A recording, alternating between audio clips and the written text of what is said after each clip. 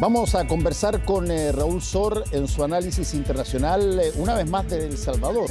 ¿Y qué ha ocurrido? La última noticia, en El Salvador se liberó a una cantidad enorme de personas que estaban presos durante bastante tiempo y se descubrió que muchas de estas personas habían sido tomadas así, al tuntún, en grupo, enredadas y todo, y no tenían ninguna acusación, no tenían ninguna razón de por qué haber estado en la cárcel. Y estas personas, cuando salen, empiezan a hablar de cómo se vive dentro de la cárcel, y eso ha generado una situación bastante álgida en El Salvador, y vamos a conversarlo con Raúl Sor. ¿Cómo estás, Raúl?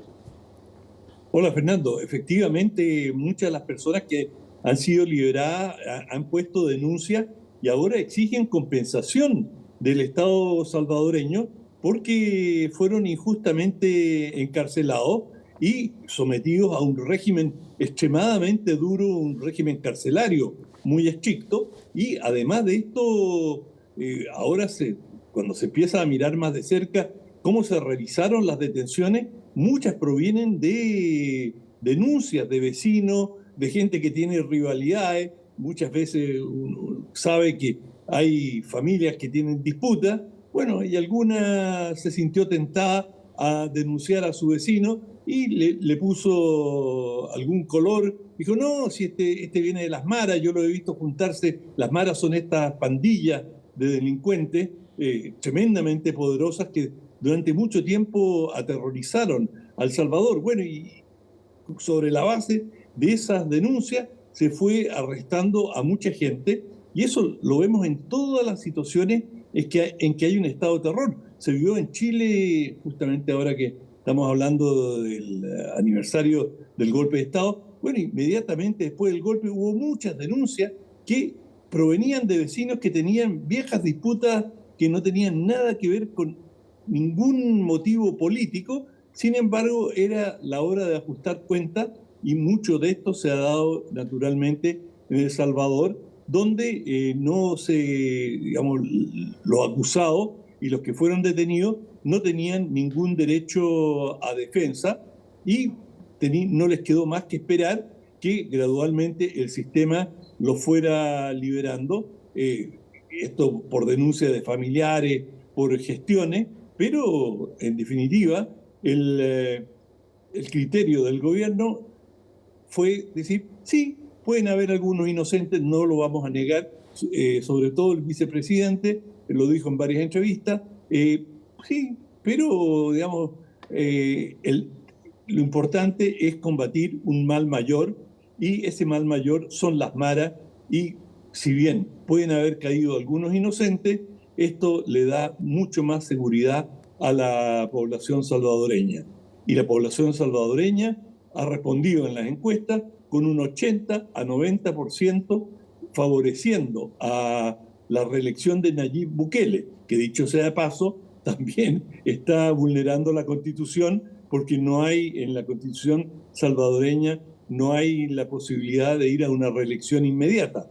Pero, por supuesto, él tiene un control muy efectivo sobre el Estado salvadoreño, el Poder Judicial, el Congreso, y para el próximo año no hay muchas dudas que él va a tener otro mandato presidencial, y subrayo, legítimo. Es decir, todo indica que él hoy día, con estas políticas brutales, tiene un gran apoyo popular.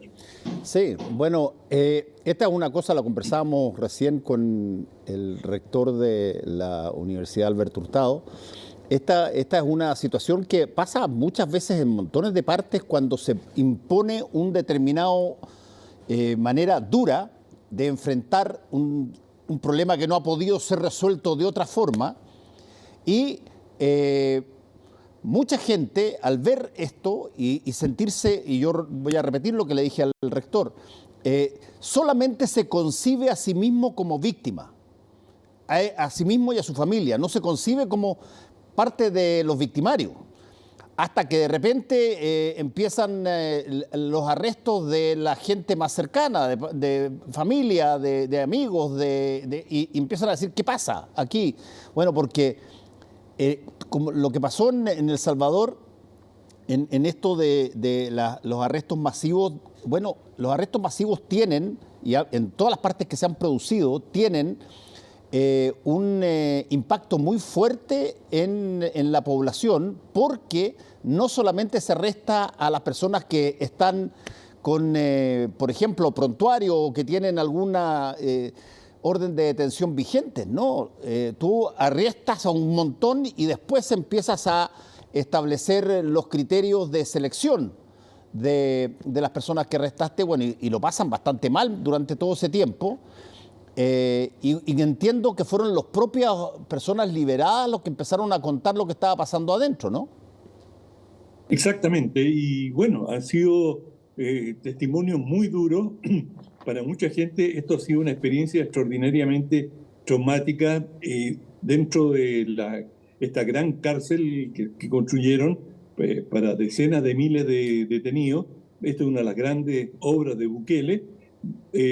Allí han sido sometidos, en primer lugar, a una humillación. Andan como lo vemos ahí, en ropa interior, los trasladan prácticamente como ganado, apiñados en el suelo, y bueno, el que no se somete recibe el lumazo.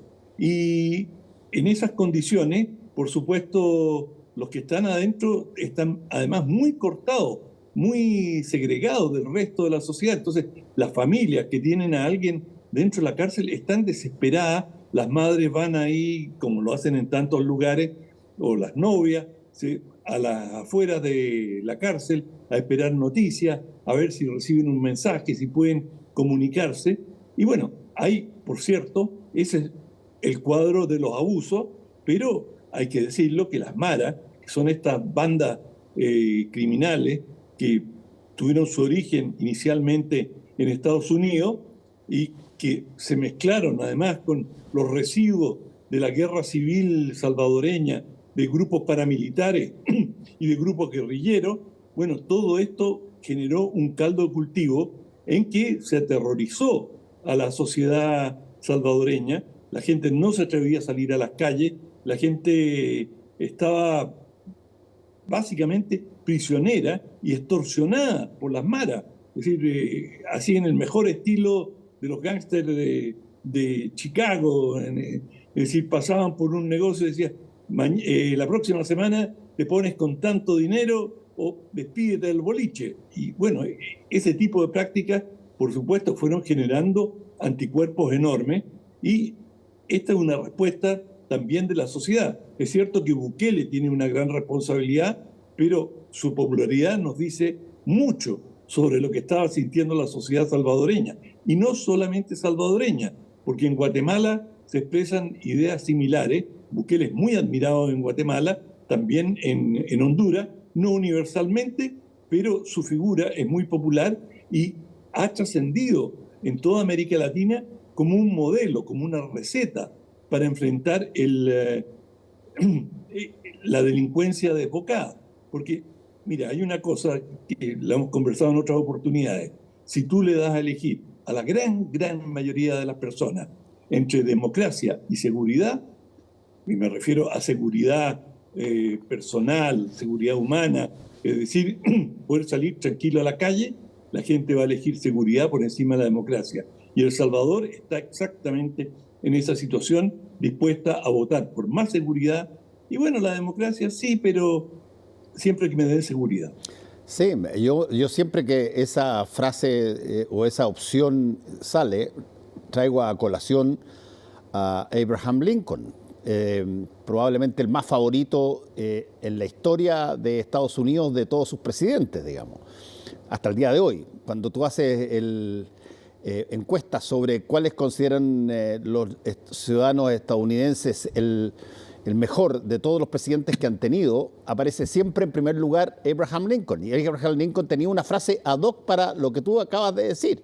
Él decía, cuando las personas tienen que optar entre mayor libertad o mayor seguridad, terminan siempre quedándose sin libertad y sin seguridad. Pero es que no podía ser más atinado, más preciso. Ahora, hay algo que está cambiando también en El Salvador. Es decir, en la medida que Bukele ha tenido éxito en la lucha contra las maras, contra el crimen organizado, ha empezado a bajar el interés en estas medidas extremas de seguridad. Y hoy día los salvadoreños, en forma creciente, se están enfocando a la economía. Y la economía salvadoreña le ha ido mal. El país está prácticamente estancado, ya durante todos los años del gobierno de Bukele. Y en esas condiciones, bueno, hoy día ya el tema de la economía y de la subsistencia pasa a tener un protagonismo mucho más grande que la seguridad. Porque, claro, las cosas cambian. Bueno, vamos a seguir monitoreando esto porque es interesante cómo están ocurriendo una serie de fisonomías y de movimientos en distintos países de América Latina y de América en general. Bueno, Bukele siempre da que hablar y también nosotros últimamente y los países del lado, ni hablar de Argentina, así que hay que estar atentos a ver cuáles son los distintos movimientos que están pasando. Gracias, Raúl. Chao, hasta mañana. Chao. Hacemos una pequeña pausa y volvemos con el Ojo con.